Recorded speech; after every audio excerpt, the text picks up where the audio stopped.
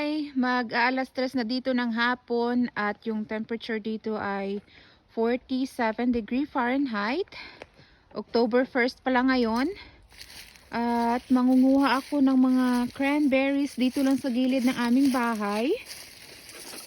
Yung kukunin ko ngayon is yung isang klase pa ng cranberries na kinukuha ko din dito lang sa aming property.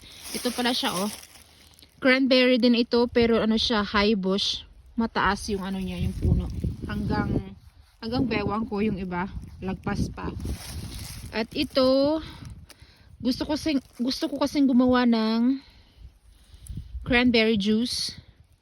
Ito grabe ito, mas matapang kumpara dun sa low bush na una yung napanood. Mas matapang at mas maasim ito. Yan. Yan yung itsura niya. Pagpis sa tin, may isang buto na flat. Yan yung buto niya. Okay.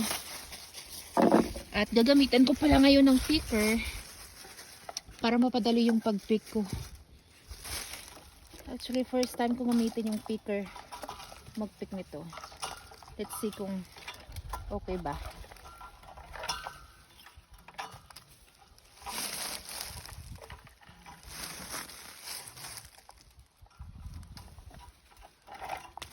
Oops, sila yan.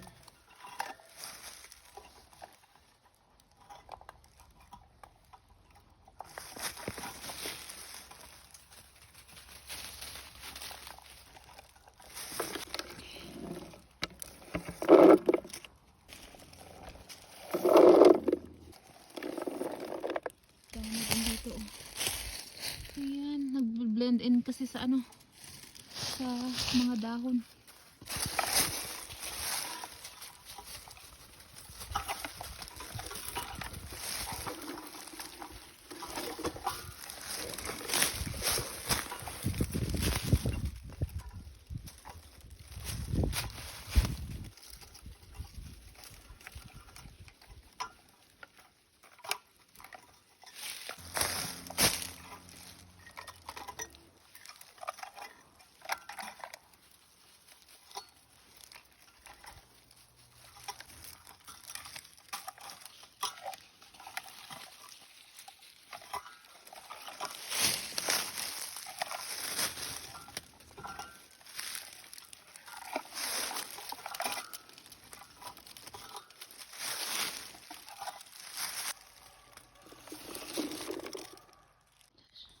Ang dami din dito oh.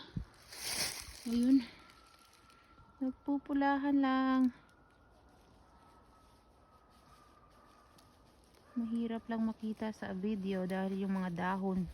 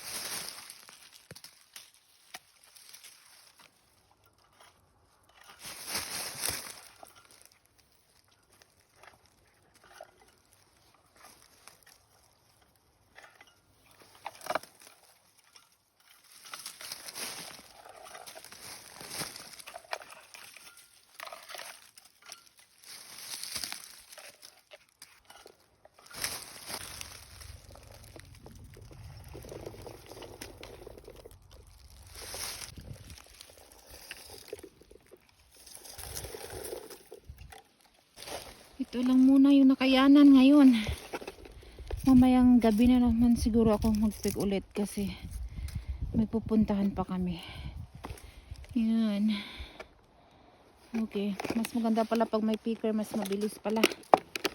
Ayan, pasok na ako sa loob. Mag-rest muna bago umalis. Salamat guys.